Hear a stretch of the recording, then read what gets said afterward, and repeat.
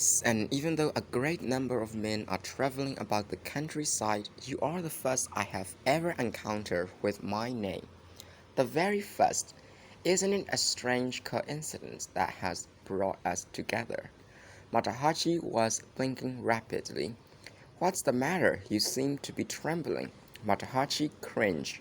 Kojiro came closer, slapped him on the shoulder, and said, "Let's be friends." Matahachi, face dead white, jerked away and yelped, "If you run, I'll kill you." Kojiro's voice thrust like a lance straight into Matahachi's face. The giant pole screaming over Kojiro's shoulder was a silver snake. Only one strike, no more. In one bound, Matahachi covered nearly 10 feet. Like an insect blown from a leaf, he turned 3 somersaults and stretched out on the ground unconscious. Kojiro did not even look his way. The 3-foot sword, still bloodless, slid back into its scabbard. "Akemi," called Kojiro, "come down. I won't do that sort of thing anymore, so come back to the inn with me." "Oh, I knocked your friend down, but I didn't really hurt him. Get down here and take care of him." No answer. Seeing nothing among the dark branches, Kojiro climbed up the tree and found himself alone. Akemi had run away from him again. The breeze blew softly through the pine needles. He sat quietly on the limb, asking himself where his little sparrow could have flown. He simply could not fathom why she was so afraid of him. Had he not given her his love in the best way he knew how, he might have been willing to agree that his way of showing affection was a little rough, but he did not appreciate how different it was from the way other people made love. A clue might be found in his attitude toward swordsmanship. When he had entered Kanamaki Jisai school as a child, he had displayed great ability and was treated as a prodigy. His use of the sword was quite extraordinary. Even more extraordinary was his tenacity. He absolutely refused to give up. If he faced a stronger opponent, he clung on all the tighter. In this day and age, the manner in which a fighter won was far less significant than the fact of winning. No one questioned methods very closely, and Kojiro's proclivity to hang on by hook or crook until he finally conquered was not considered dirty fighting. Opponents complained of his harassing them when others would have admitted defeat, but no one considered this unmanly. Once, when he was still a boy, a group of older students whom he openly despised pummeled him senseless with wooden swords. Taking pity on him, one of his attackers gave him some water and stayed with him until he revived. Whereupon Kojiro seized his benefactor's wooden sword and beat him to death with it. If he did lose a bout, he never forgot it. He would lie in wait until his enemy was off guard, in a dark place, asleep in bed, even in the twilight, and then attack him with full force. To defeat Kojiro was to make an implacable enemy. As he grew older, he took to speaking of himself as a genius. There was more than braggadocio in this, both Jisai and Itosai having acknowledged the truth of it. Nor was he making anything up when he claimed to have learned how to cut down flying sparrows and to have created his own style. This led the people in the neighborhood to regard him as a wizard, an appraisal with which he heartily concurred. Exactly what form his tenacious will to dominate took when Kojiro was in love with a woman, no one knew. But there could be no doubt that he would have his way. He himself, however, saw no connection whatever between his swordsmanship and his love-making. He couldn't begin to understand why Akemi disliked him, why he loved her so much. As he pondered his love problems, he noticed a figure moving about under the tree, oblivious of his presence. "Why, there's a man lying there," said the stranger. He stooped over for a closer look and exclaimed, "It's that rascal from the sake shop."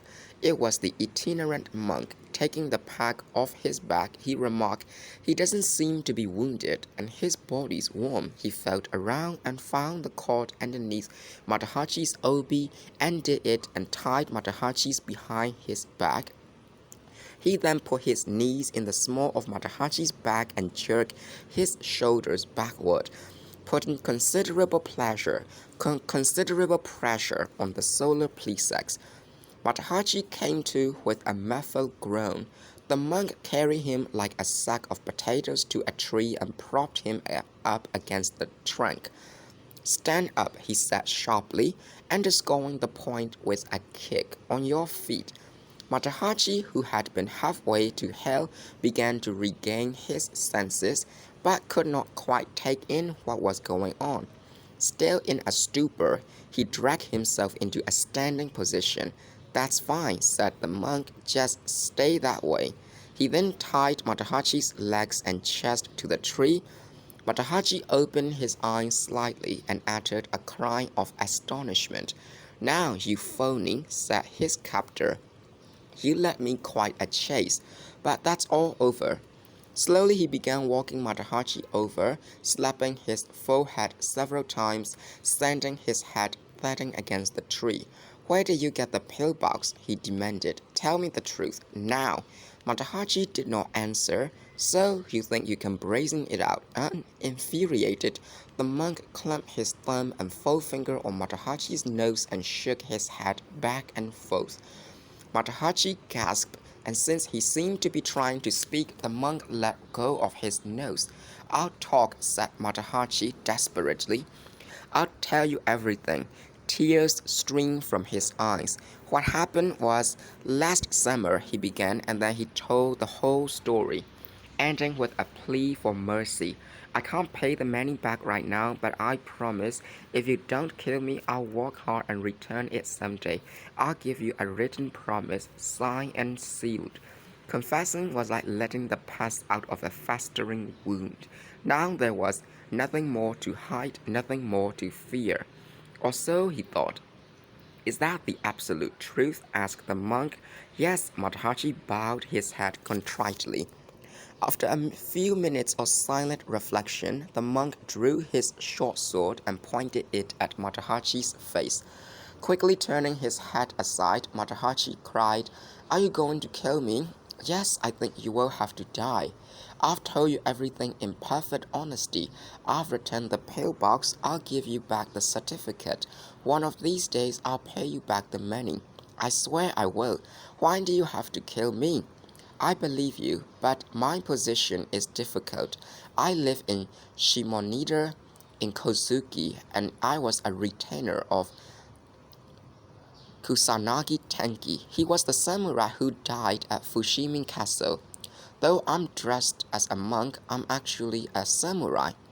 My name is Ichinomiya Genpachi." Matahachi, trying to wriggle free and escape, did not really hear any of this. "I apologize," he said abjectly. "I know I did the wrong thing, but I didn't mean to steal anything. I was going to deliver everything to his family. Then, well, I ran short of money, and well, I knew I shouldn't, but I used his. I'll apologize all you want, but please don't kill me." "I'd rather you didn't apologize," said Genpachi, who seemed to be going through an emotional struggle of his own. Shaking his head sadly, he continued, "I've been to Fushimi to investigate. Everything fits in with what you said. Still, I must take something in the way of consolation back to Tenki's family. I don't mean money. I need something to show that vengeance has been done. But there's no villain, no single person killed Tenki, so how can I take them the head of his murderer? I didn't kill him. Don't make any mistake about that. I know you didn't. But his family and friends don't know he was mobbed and murdered by common laborers. That's not the story that would do him honor either. I would hate to have to tell them the truth. So, though I feel sorry for you, I think you will have the spirit. I think you will have to be the culprit. It will help if you will consent to my killing you." Straining at his ropes, Matahachi cried, "Let me loose, I don't want to die." That's quite natural, but look at it another way. You couldn't pay for the sake you drink. That means you don't have the ability to take care of yourself. Rather than starve or lead a shameful existence in this cruel world, wouldn't it be better to rest in peace in another? If it's the money you are worried about, I have a little. I'll be glad to send it to your parents as a funeral gift. If you prefer, I could send it to your ancestral temple as a memorial donation. I assure you it will be delivered in good order. That's insane. I don't want money. I want to live. Help! I've explained everything carefully. Whether you agree or not, I'm afraid you will have to stand in as my master slayer. Give up, my friend. Consider it an appointment with destiny. He gripped his sword and stepped back to give himself room to strike. Genpachi, wait, called Kojiro. Genpachi looked up and shouted, "Who's there?" Sasaki Kojiro. Genpachi repeated the name slowly, suspiciously. Was another fake Kojiro about to descend on him from the sky? Still, the voice was too human to belong to a ghost. He jumped well away from the tree and raised his sword straight up in the air.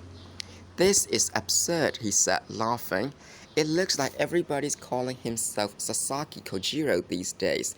There's another one down here, looking very sad. Ah, I'm beginning to understand.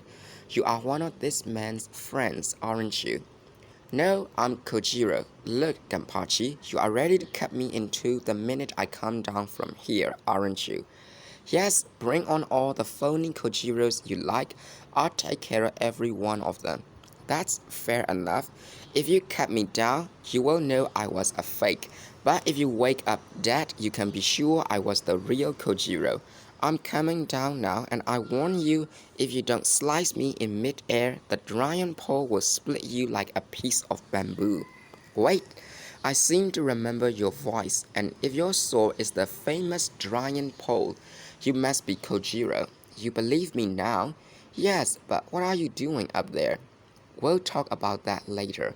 Kojiro passed over Genpachi's upturned face and landed behind him in a flurry of pine needles. The transformation amazed Genpachi. The Kojiro he remembered seeing at Jisai school had been a dark-skinned, gawky boy.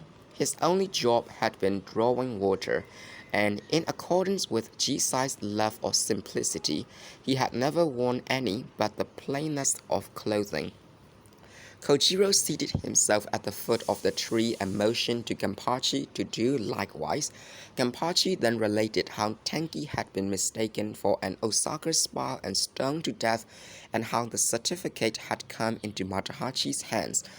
Though Kojiro was vastly amused to learn how he had acquired a namesake, he said that there was nothing to be gained by killing a man so lacking in strength as to impersonate him. There were other ways of punishing Matahachi. If Genpachi was worried about Tenki's family or reputation, Kojiro himself would go to Kosugi and see to it that Genpachi's master was recognized as a brave and honorable warrior. There was no need to make Matahachi the scapegoat. "Don't you agree, Genpachi?" concluded Kojiro. "If you put it that way, I guess so." "All right, that's that. I have to leave now, but I think you should go back to Kosugi." I will go directly. To tell the truth, I'm rather in a hurry. I'm trying to find a girl who left me rather suddenly." "Aren't you forgetting something?" "Not that I know of." "What about the certificate?" "Oh, that." Genpachi reached under Matahachi's kimono and took out the scroll. Matahachi felt light and unencumbered. Now that it seemed that his life would be spared, he was glad to be rid of the document. Said Genpachi. "Come to think of it, maybe this incident tonight was arranged by the spirits of Jisai and Tenki so that I could recover the certificate and give it to you." "I don't want it," said Kojiro. "Why?" asked Genpachi incredulously. "I don't need it. I don't understand. I don't have any use for a piece of paper like that." What a thing to say! Don't you feel any gratitude toward your master? It took Jisai years to decide whether to give you the certificate. He didn't make up his mind until he was on his deathbed. He charged Tenki with delivering it to you, and look what happened to Tenki. You should be ashamed. What Jisai did was his business. I have ambitions of my own. That's no way to talk. Don't misunderstand me. You, you insult the man who taught you? Of course not. But not only was I born with greater talents than Jisai, I intend to go farther than he did. Being an unknown swordsman somewhere off in the sticks is no aim of mine. Do you really mean that? Every word of it. Kojiro had no compunction about revealing his ambitions, outrageous though they were by ordinary standards. I'm grateful to Jisai, but being saddled with a certificate from a little-known country school would do me more harm than good. Ito Itosai accepted his, but he didn't carry on the Chujo style. He created a new style. I intend to do the same. My interest is the Ganru style, not the Chujo style. One of these days, the name Ganru will be very famous. So you see, the document means nothing to me. Take it back to Kozuki and ask the temple there to preserve it along with its records of birth and death. There was not a trace of modesty or humility in Kojiro's speech. Genpachi stared at him resentfully. Please give my regards to the Kusanagi family, Kojiro said politely. One of these days I'll go east and visit them. Of that you can be sure. He ended these words of dismissal with a broad smile. To Genpachi, this final display of courtesy smacked of patronization. He thought seriously of taking Kojiro to task for his ungrateful and disrespectful attitude toward Jisai, but a moment's consideration told him it would be a waste of time. Walking over to his pack, he put the certificate in it, said a curt goodbye, and took his leave. After he was gone, Kojiro had a good laugh. My, he was angry, wasn't he? Ha ha ha. Then he turned to Matahachi. Now what have you got to say for yourself, you worthless fake? Matahachi, of course, had nothing to say. Answer me. You admit that you tried to impersonate me, don't you? Yes. I know you are called Matahachi, but what's your full name? Hoinden Matahachi. Are you a ronin? Yes. Take a lesson from me, you spineless ass. You saw me return that certificate, didn't you? If a man doesn't have enough pride to do a thing like that, he will never be able to do anything on his own. But look at you.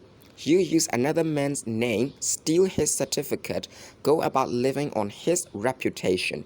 Could anything be more despicable? Maybe your experience tonight will teach you a lesson. A house cat may put on a tiger skin, but it's still a house cat. I'll be very careful in the future. I'm going to refrain from killing you, but I think I'll leave you here to get free by yourself, if you can manage. On a sudden impulse, Kojiro slipped the dagger from his scabbard and began scraping off the bark above Matahachi's head. The chips tumbled down onto Matahachi's neck. I need something to write with, grumbled Kojiro. There's a kid with a brush and inkstone in my obi, said Matahachi obligingly. Good, I'll just borrow them for a moment. Kojiro inked the brush and wrote on the patch of tree trunk from which he had shaved the bark. Then he backed off and admired his handiwork. This man, it said, is an impostor who, using my name, has gone about the countryside committing dishonorable deeds. I have caught him, and I leave him here to be ridiculed by one and all. My name and my sword name, which belong to me and to no other man, are Sasaki Kojiro Ganru. That should do it, said Kojiro contentedly. In the black forest, the wind was moaning like the tide. Kojiro left off thinking about his ambition for the future and returned to his immediate course of action. His eyes lit up as he bounded off through the trees like a leopard. the younger brother. Since ancient times, people of the highest classes have been able to write in palanquins, but it was only recently that a simplified type had become available to the common people. It was little more than a large, low-sided basket suspended from a horizontal carrying pole. And to avoid falling out, the passenger had to hold on tightly to straps in front and back. The bearers, chanting rhythmically to keep in step, had a tendency to treat their customers like so much cargo. Those who chose this form of conveyance were advised to adjust their breathing to the rhythm of the bearers, especially when they were running. The palanquin moving rapidly toward the pine woods on Gojo Avenue was accompanied by 7 or 8 men.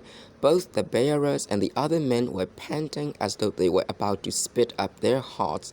"We are on Gojo Avenue. Isn't this Matsubara? Not much farther." Though the lanterns they carry bore a crest used by courtesans in the licensed quarter in Osaka, the passenger was no lady of the night. Shichiro called one of the attendants in front.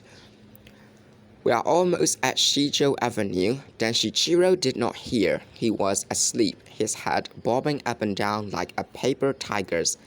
Then the basket lurched and a bearer put his hand out to keep his passenger from being spilled onto the ground. Opening his large eyes, Shichiro said, "I'm thirsty. Give me some sake." Thankful for a chance to rest, the bearers lowered the palanquin to the ground and began wiping the clammy sweat off their faces and hairy chests with hand towels. "There's not much sake left," said an attendant, handing the bamboo tube to Shichiro. He emptied it in one draught, then complained, "It's cold, sets my teeth on edge." But it woke him up enough to observe, "It's still dark. We must have made very good time." "As far as your brother is concerned, it must seem a long time. He's so eager to see you that each minute is like a year." "I hope he's still alive. The doctor said he would be. He's restless though, and his wound hemorrhages. That could be dangerous." Shichiro lifted the empty tube to his lips and turned it upside down. "Musashi," he said disgustedly, throwing the tube away. "Let's go," he bellowed. "Hurry up." Shichiro, a strong drinker, an even stronger fighter, and a quick-tempered man, was almost the perfect antithesis of his brother. There were some who, even when Kempo was still alive, had had the audacity to assert that he was more capable than his father. The young man himself shared this view of his talents. During their father's lifetime, the two brothers walked out together in the dojo and somehow managed to get along, but as soon as Kempo died, Shichiro stopped participating in the activities of the school and had gone so far as to tell Seijiro to his face that he should retire and leave matters concerning swordsmanship to him. Since his departure for Ise the previous year, it had been rumored that he was whiling away his time in Yamato province. It was only after the disaster at the Rendaiji that men were sent in search of him. Shichiro, despite his distaste for Seijiro, readily consented to return.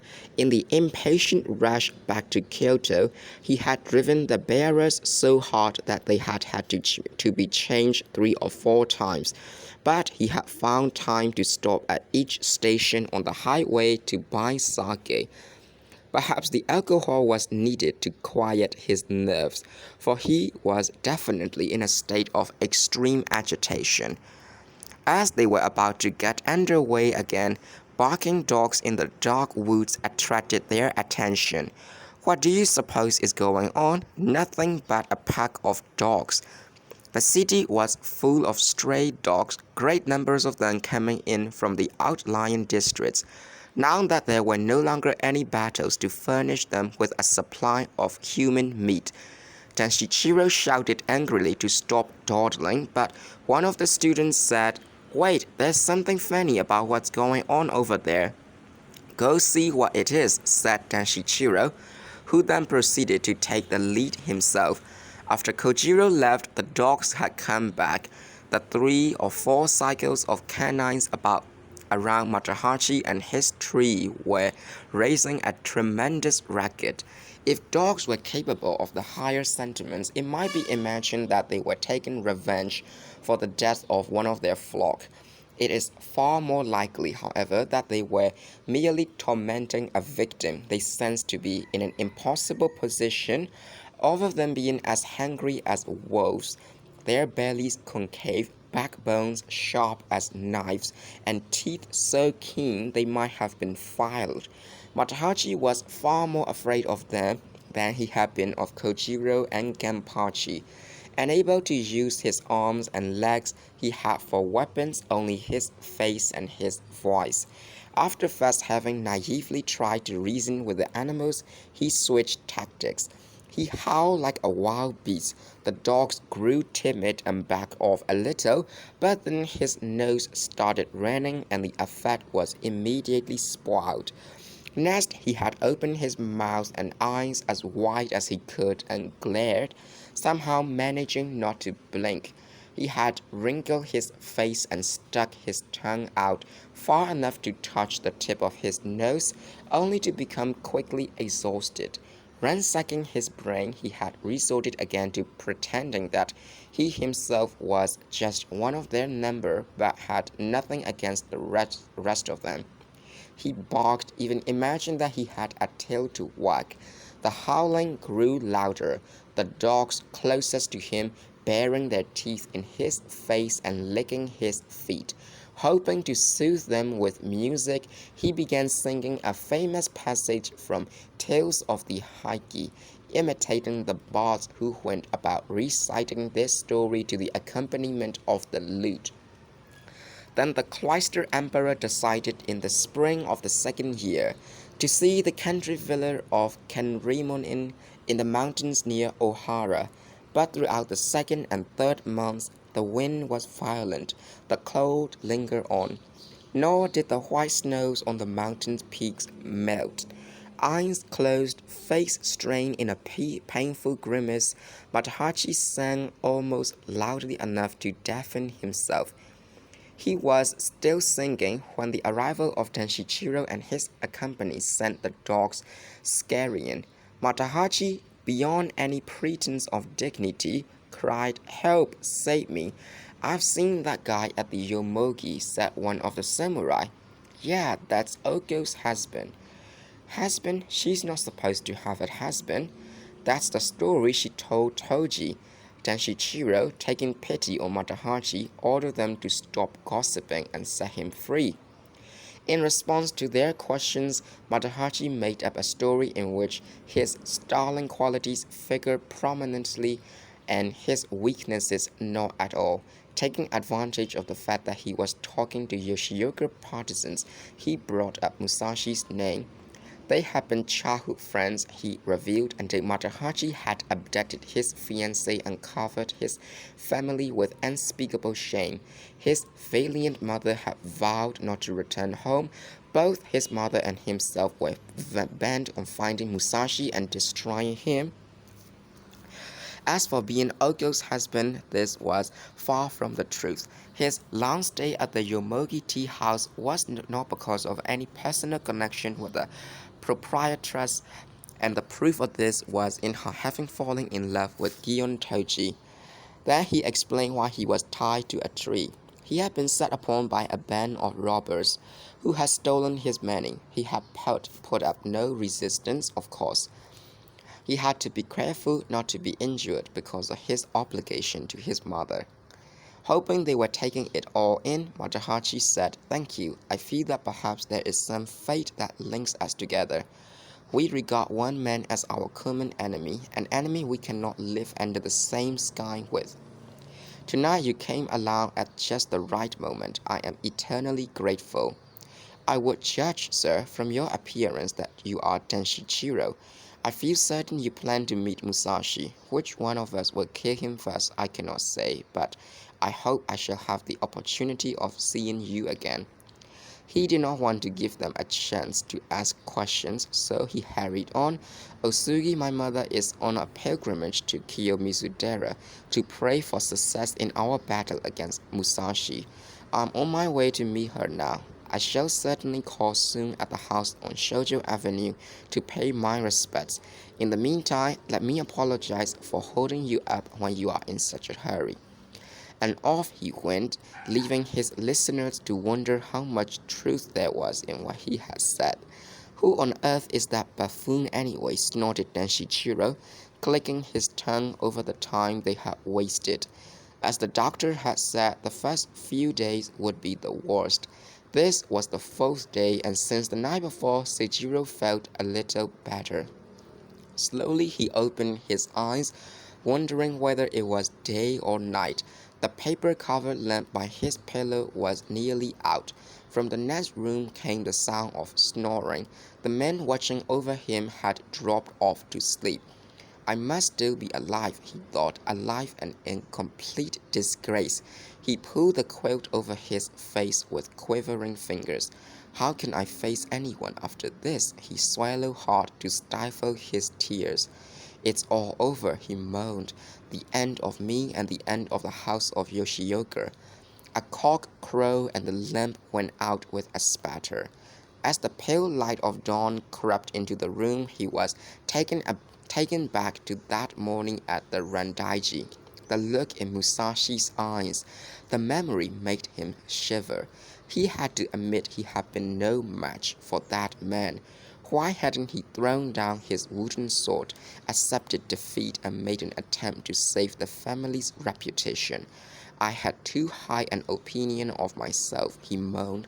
Besides being the son of Yoshioka Kampo, what have I ever done to distinguish myself?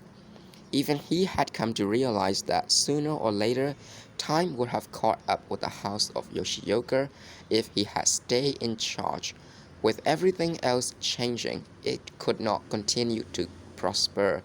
My bout with Musashi only hastened the collapse. Why couldn't I have died there? Why do I have to live? He knitted his brows. His armless shoulder throbbed with pain. Only seconds after the banging on the front gate, a man came to wake up the samurai in the room next to Seijiro's. Denshichiro exclaimed a startled voice. Yes, he just arrived. Two men rushed out to meet him. Another ran to Seijiro's side. Young master, good news, Denshichiro's back. The rain shutters were open, charcoal put in the brazier, and a cushion spread on the floor.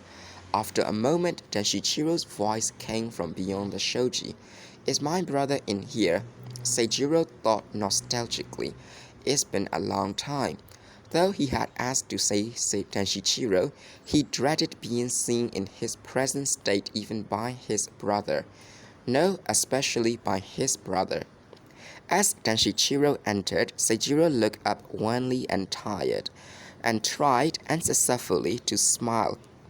Denshichiro spoke with gusto. See, he laughed, when you're in trouble, your good-for-nothing brother comes back to help you. I dropped everything and came as fast as I could. We stopped in Osaka for provisions, then traveled all night. I'm here now, so you can stop worrying. Whatever happens, I won't let a soul lay a finger on the school. What's this? He said gruffly, turning to a servant who had brought tea. I don't need any tea. Go and get some sake ready. Then he shouted for someone to close the outside doors. Are you all crazy? Can't you see my brother's cold? Sitting down, he leaned over the brazier and stared silently at the sick man's face. Just what kind of stance did you take in the fight? He asked. Why did you lose? Maybe this Miyamoto Musashi's making a name for himself, but he's no more than a rank beginner, is he? How could you let yourself be taken off guard by a nobody like him? From the doorway, one of the students called Denshichiro's name. Well, what is it? The sake is ready. Bring it in. I've set a place in the other room. You will be wanting a bath first, won't you? I don't want a bath. Bring the sake in here. Right by the young master's bedside? Why not? I haven't seen him for a few months and I want to talk to him. We haven't always been on the best of terms, but there's nothing like a brother when you need one. I'll drink it here with him." He poured himself a cupful, then another and another. "Ah, this is good. If you were well, I'll pour some for you too." Seijiro put up with this for a few minutes and then raised his eyes and said, "Would you mind not drinking here, hon? It brings back a lot of unpleasant memories." "Oh?" "I'm thinking of our father. He wouldn't be pleased at the way you and I have always indulged ourselves. And what good has it ever done either one of us? What's the matter with you? Maybe you don't see it yet, but lying here, I have had time to regret my wasted life." Shichiro laughed. "Speak for yourself. You've always been a nervous, sensitive type. That's why you've never become a real swordsman. If you want the truth, I think it was a mistake for you to take Musashi on. But then it doesn't make much difference whether it's Musashi or somebody else. Fighting's not in your blood. You should let this defeat be a lesson to you and forget about swordsmanship. As I told you a long time ago, you should retire. You could still preside over the house of Yoshioka, and if there's anyone so intent on challenging you that you can't get out of it, I'll fight in your stead. Leave the dojo to me from now on. I'll prove I can make it several times as successful as it was in our father's time. If you will just put aside your suspicions that I'm trying to take your school away from you, I'll show you what I can do." He poured the last of the sake into his cup. "Shichiro," cried Seijiro. He tried to rise from his pallet, but couldn't even push aside the covers. Falling back,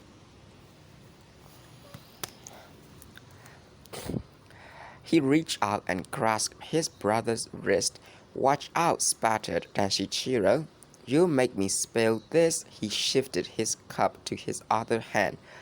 "Shichiro, I'll gladly let you have the school, but you'll have to take over my position as head of the house too. Alright, if that's the way you want it. You shouldn't undertake the burden so lightly. You better give it some thought. I'd rather close the place down than have you make the same mistakes I did and bring greater disgrace on our father's name." "Don't be ridiculous. I'm not like you." "Do you promise to mend your ways?" "Hold on, I'll drink if I want, if that's what you mean." "I don't care about your drinking, if you don't carry it to excess. After all, the mistakes I made didn't really come from sake." "Ah, I bet your trouble was women. You always did like them too much. What you should do when you get well is marry and settle down." "No, I'm giving up the sword, but it's no time to think about taking a wife. Yet there's one person I must do something for. If I can be sure she's happy, I'll ask for nothing more. I'll be content to live by myself in a thatched hut in the woods." "Who is she?" Never mind, it doesn't concern you. As a samurai, I feel I should hang on and try to redeem myself, but I can swallow my pride. You take charge of the school." "I'll do that. You have my promise. I also swear that before long I'll clear your name too. Just, where is Musashi now?" "Musashi?" Seijiro choked. "You're not thinking of fighting Musashi. I've just warned you not to make the same mistakes I did. What else could I be thinking of? Isn't that why you sent for me? We have to find Musashi before he escapes. If it weren't for that, what point was there in my coming home so fast?" "You don't know what you're talking about." Seijiro shook his head. "I forbid you to fight Musashi." Shichiro's tone became resentful. Taking orders from his elder brother had always annoyed him. And why not? A tinge of pink appeared on Seijiro's pale cheeks. "You can't win," he said coldly. "Why, who can't?" Tenshichiro's face was livid. You can't, not against Musashi. Why can't I? You are not good enough. Nonsense. Tenshichiro deliberately broke into a laugh that shook his shoulders. Pulling his hand loose from Seijiro's, he upended the sake jar. Somebody bring sake, he bellowed. There's none left. By the time a student came with the sake, Tenshichiro was no longer in the room, and Seijiro was lying face down under the covers. When the student straightened him around and put his head on the pillow, he said softly, "Call him back, I have something more to say to him." Relieved that the young master was speaking clearly, the man ran out to look for Tenshichiro. He found him seated on the floor of the dojo, with Ueda Rohei and Many Kojirōs, Nambo Yoichibe, Otaguro Hyosuke, and a few more of the senior disciples.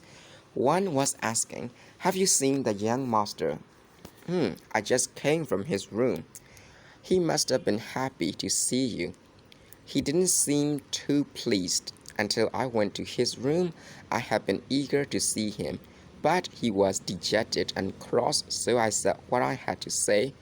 We got into a quarrel, as usual." "You argue with him?"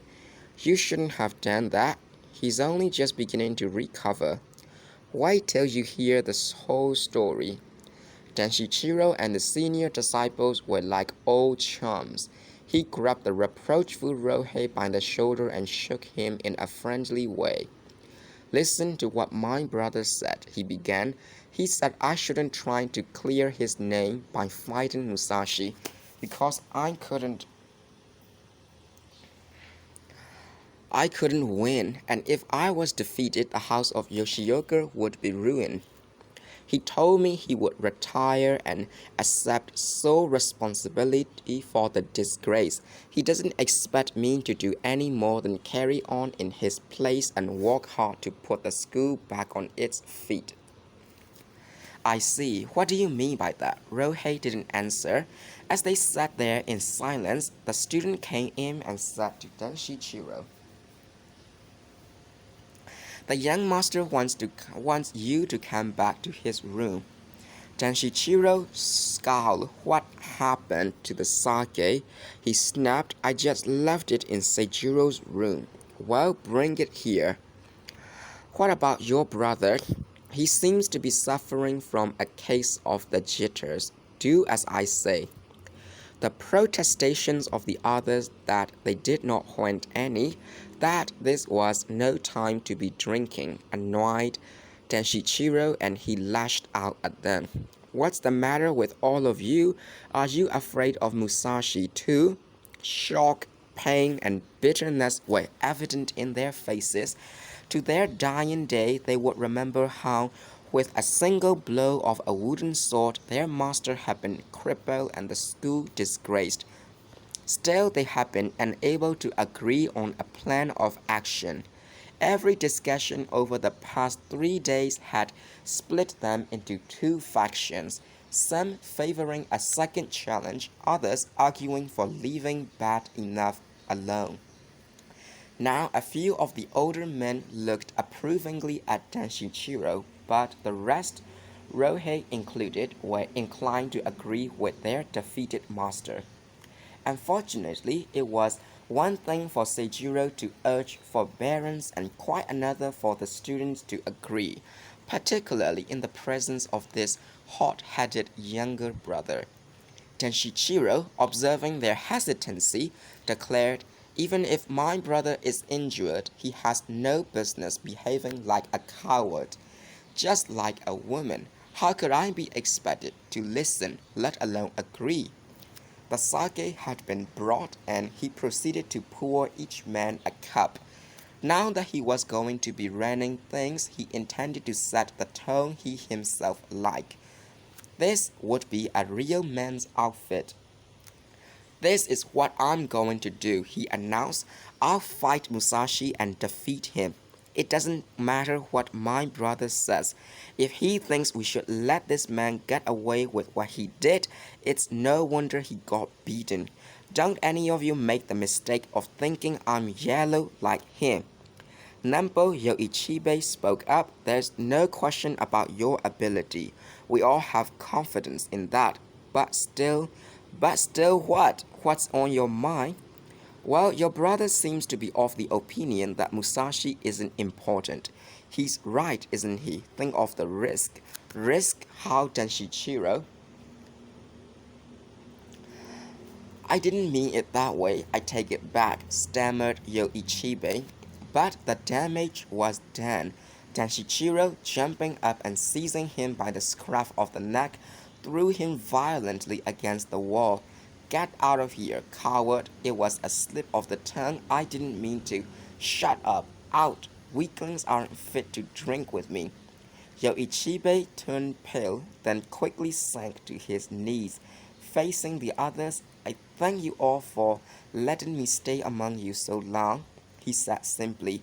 He went to the small Shinto shrine in the back of the room, bowed and left. Without so much as a glance in his direction, Denshichiro said, Now let's all drink together. After that, I want you to find Musashi. I doubt that he's left Kyoto yet. He's probably swaggering around town, boasting of his victory. And another thing, we're going to put some life back into this dojo. I want each of you to practice hard and see that your fellow students do too. As soon as I've had a rest, I'll start practicing myself. And remember one thing, I'm not soft like my brother. I want even the youngest to go at it for all they are worth. Exactly a week later, one of the younger students came running into the dojo with the news. I found him. Denshichiro, true to his word, had been training relentlessly day after day. His seemingly inexhaustible energy came as a surprise to the disciples, a group of whom were now watching him take care of Otaguro, one of the most experienced among them, as though he were a child. We will stop now, said Denshichiro, withdrawing his sword and sitting down at the edge of the practice area. You say you found him? Yes, the student came and knelt before Denshichiro. Where? East of Jisoin, in Honami Lane. Musashi staying at the house of Honami Koetsu. I'm sure of it. Strange. How would a rustic like Musashi get to know a man like Koetsu? I don't know, but that's where he is. Alright, let's go after him now. Denshichiro, striding off to make his preparations. Otaguro and Ueda, trailing along behind, tried to dissuade him. Taking him by surprise would make it look like a common brawl. People would disapprove even if we carry it off. Never mind, etiquette is for the dojo. In a real battle, he who wins, wins. True, but that isn't the way that Oath defeated your brother. Don't you think it would be more befitting a swordsman to send him a letter specifying the time and place than beat him fair and square? And maybe you are right. Alright, we'll do it that way. In the meantime, I don't want any of you to let my brother talk you into opposing me. I'll fight Musashi, whatever Seijuro or anyone else says. We've gotten rid of all the men who disagree with you, as well as the ingrates who wanted to leave. Good, we are that much stronger. We have no need of crooks like Gion Toji or timid souls like Nampo Yoichibe. Should we mention it to your brother before sending the letter? Not you, no, I'll do it myself. As he went off toward Seijiro's room, the others prayed there wouldn't be another fraternal clash. Neither brother had budged an inch on the question of Musashi. When after a time no loud voices were heard, the students took up the matter of time and place for this second confrontation with their mortal foe. Then Denshichiro's voice rang out. Ueda, Maiki, Otaguro, all of you, come here. Denshichiro was standing in the middle of the room with a clouded look on his face and tears in his eyes. No one had ever seen him like this. Take a look at this, all of you." He held up a long, long letter and said with forced anger, "See what my idiot brother has done. He had to tell me his opinions again, but he's gone for good. Didn't even say where he's going." A mother's love. Otsu put down her sewing and called, "Who's there?" She slid open the shoji onto the veranda, but no one was in sight.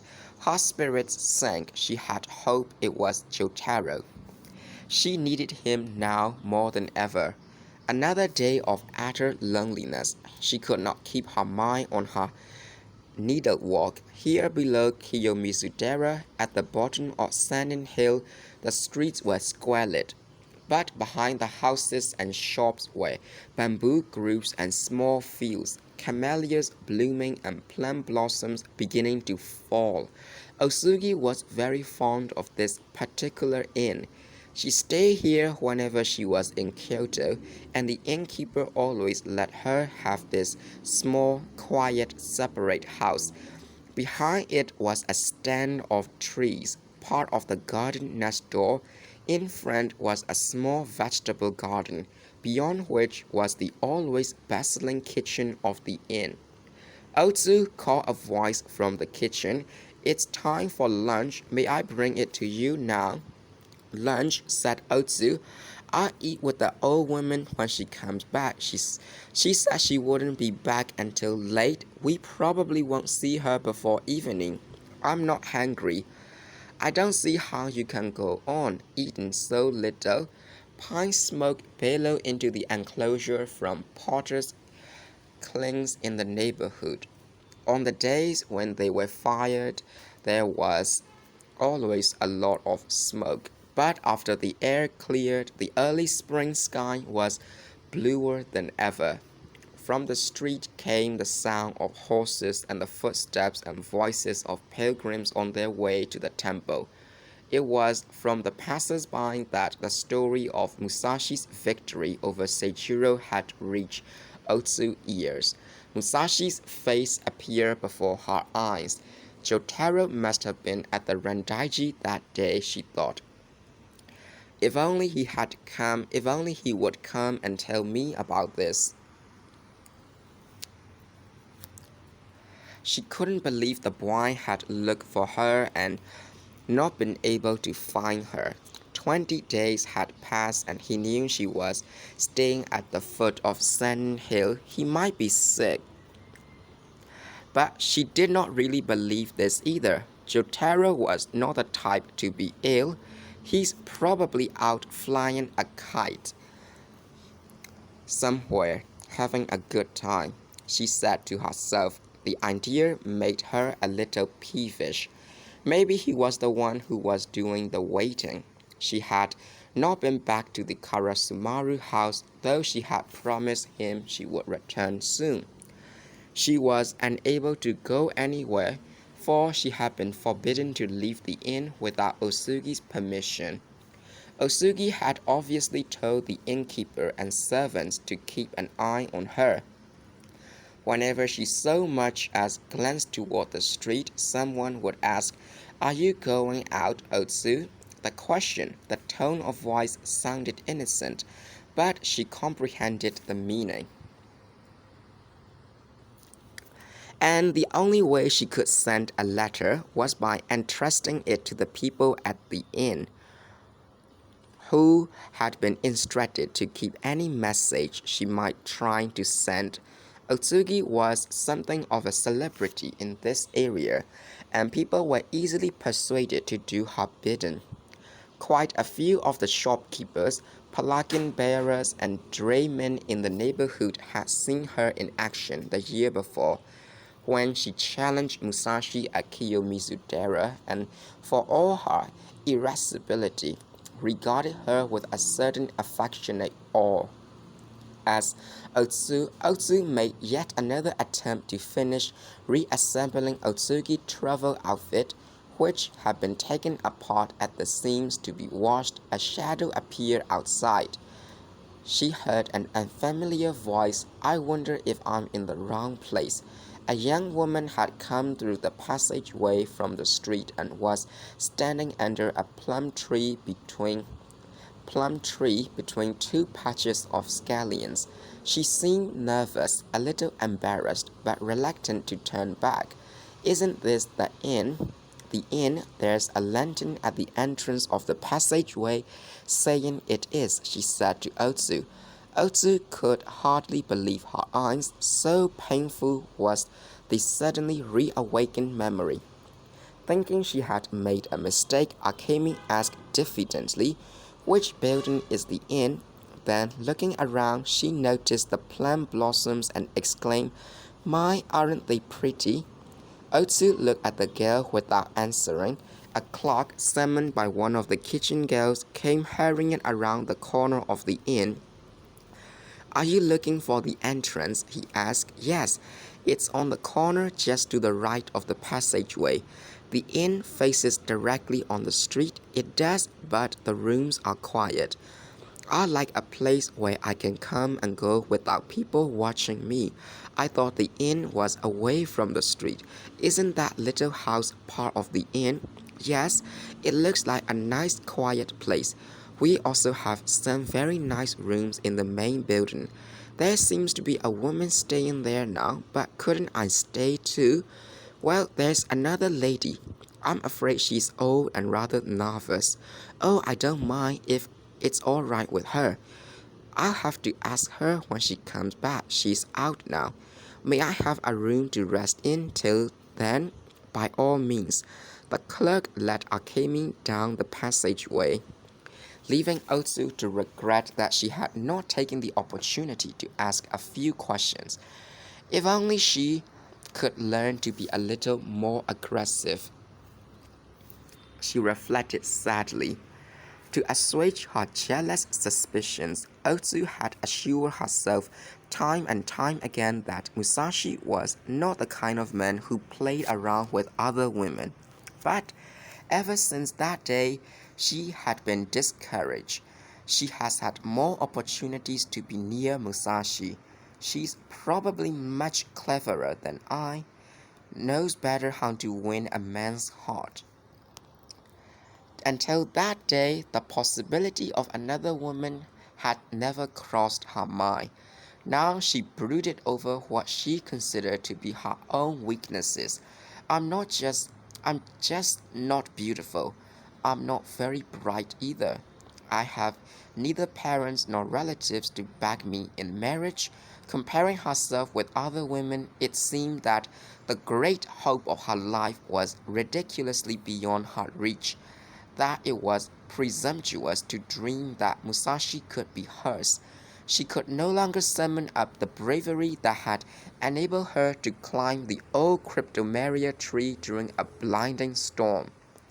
"If only I had Shotaro's help," she lamented. She even imagined she had lost her youthfulness.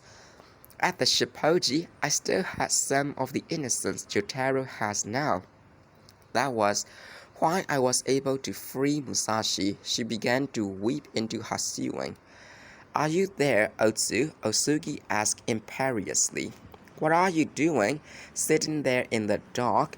Twilight had descended without the girls noticing it. "Oh, I'll light a lamp right away," she said apologetically, rising and going to a small room in the rear. As she came in and sat down, Otsugi cast a cold look at Otsu's back. Otsu placed the lamp by Osugi's side and bowed. "You must be worn out," she said. "What did you do today?" "You should know without asking. Shall I massage your legs for you?" "My legs aren't so bad, but my shoulders have been stiff the last 4 or 5 days. Probably the weather. If you feel like it, massage them a little." To herself, she was saying that she had to put up with this dreadful girl only a little while longer, until she found Musashi and got him to set right the evils of the past. Otsu knelt behind her and started to walk on her shoulders. "They are really stiff, aren't they? It must hurt to breathe. It does feel as though my chest is clogged up sometimes, but I'm old. One of these days I'll probably have some sort of seizure and die." Oh, that's not going to happen to you. You've got more vitality than most young people. Maybe, but think of Uncle Gone. He was as lively as could be, but then it was all over in an instant. People don't know what's going to happen to them. There's no mistake about